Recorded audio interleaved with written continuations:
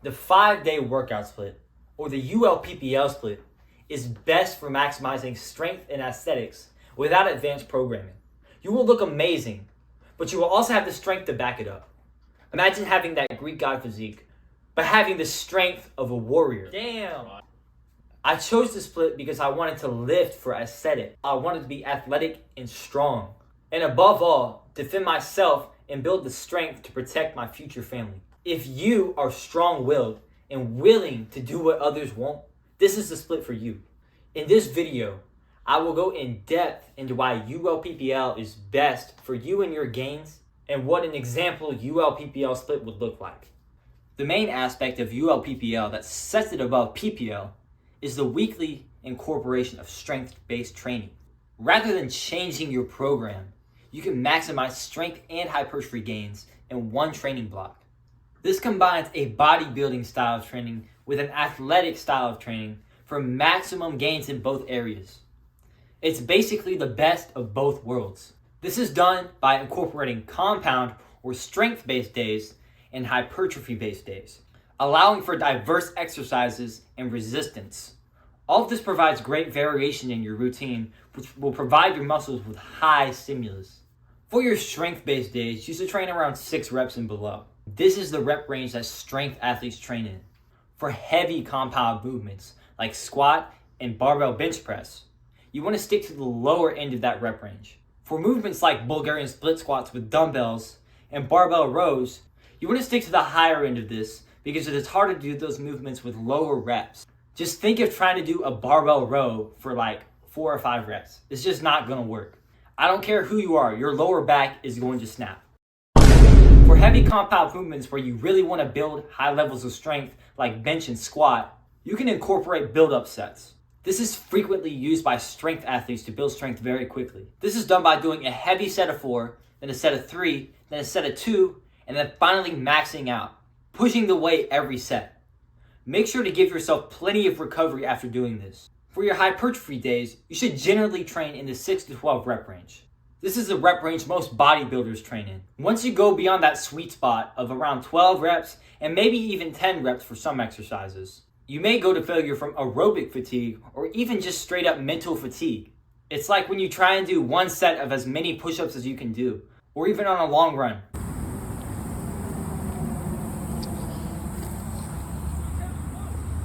Bro, these are crazy ass kids, bro. They're always on that Instagram, bro. Oh my gosh.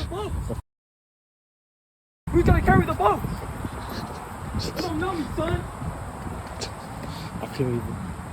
But if your goal is to train for mental fortitude, then just go for it. However, there could be specific scenarios where this could be beneficial for hypertrophy, like if you're training for maximum metabolic stress. But for the majority of your sets, stick with 6 to 10. Now let me go into what a good example split would look like. Keep in mind, this should vary depending on your goals. Let's start with day 1, upper compound day. Your first exercise is going to be a bench press to really load up the weight. Your second exercise is going to be a barbell row. However, if you're new to the gym, I would recommend doing a dumbbell variation of a row. The next exercise is a military press or just a barbell overhead press. They're the same thing. For aesthetic shoulders, try and get this to around 70% of your body weight. You can add a few more, maybe 1 to 2 more exercises depending on your goals. For example, I'm trying to grow my shoulders, so I'm going to prioritize that overhead press, and then I'm also going to throw in some lateral raises. And day 2 is the dreaded lower compound day. This one's a doozy. You're going to start out with the Bulgarian split squat. However, it is perfect since it is a unilateral exercise. This will combat muscle imbalances in your quads and just in your legs overall. Me personally, I prefer to do this with 2 dumbbells, 1 in each arm, because it makes it easier to balance. But you can also do this with 1 heavy dumbbell in 1 arm if you're new to the exercise or if you just prefer to do it that way. The next exercise is a barbell squat. This is the main movement of the exercise, so push this as hard as you can. The next exercise is a conventional deadlift. If you're not good at deadlifting, I would recommend to do this with a hex bar to spare your lower back. Doing a variation of a deadlift is crucial, since it builds your upper back and also the back side of your legs. The last exercise is a hip thrust. Make sure to burn out on this. This is one exercise that you'll go above 12 reps with. You can add maybe another exercise, but trust me, if you are training intensely, you're gonna be freaking tired. However, you can throw in a smaller muscle group like biceps or triceps if that's what your goals are. Just remember to give every muscle group at least 48 hours of rest. Now that you're finished with the compound portion of the week, you want to make sure to give yourself plenty of recovery days. The next portion of the split is the PPL portion. This one is mainly dedicated to hypertrophy. This means that these workouts will also be geared towards more isolation movements and more bodybuilding style. The first day of the PPL portion is push day. The first exercise of push day is the incline bench press. This exercise is extremely important since it targets your upper chest, which is a very aesthetic muscle. However, it is very hard to grow. Make sure you prioritize this whenever you train your chest. The next exercise is a dumbbell People struggle to overhead get the press. first rep Just a on very bench thin press or side, shoulder. as opposed to that overhead press with the barbell. The next exercise is a skull crusher. They target the medial head of the tricep and the long head of the tricep. Make sure to get your hands behind your head, then extend. The next exercise is very important. It's the lateral raise. You can do this with cables or dumbbells. Every once in a while, if you really want to load up the weight, I prefer dumbbells since you can push more weight with dumbbells as opposed to cables. Do not forget the lateral raises. They really make your physique pop and they give you that width and that power. The last exercise is a tricep pushdown. Make sure to burn out on these. The fourth day is the pull day. You're going to start with pull-ups. This exercise is very important for building pound for pound strength. The next exercise is Preacher curls are a great Load up the bicep weight on these because this exercise, is but how what's do you gonna make build sure that you don't strength in tear your bicep? The next exercise is a single arm cable row. This is going to build those wings. Make sure to dig into your lats. The next exercise is the single arm cable curl. Make sure to lower the weight and focus on range of motion. This is going to build the long head of the bicep as opposed to the short head, which was focused in the preacher curl. The last exercise is the lat pullover. Make sure to burn out on these. Really dig into your lats here.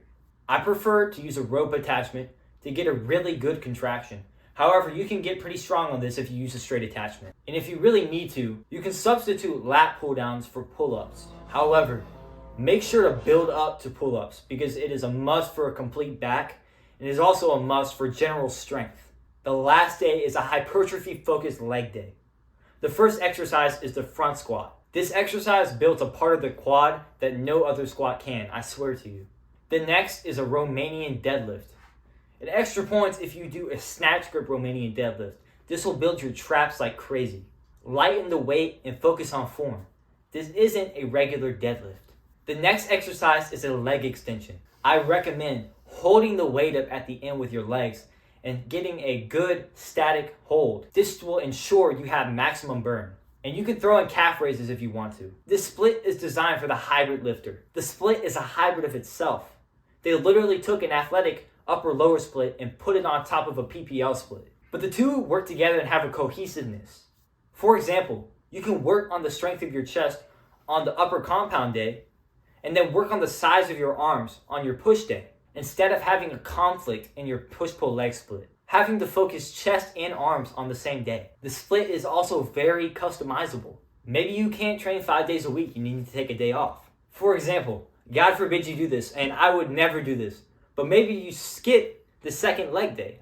I would never do that, but maybe you need to. That's the secret message behind this split.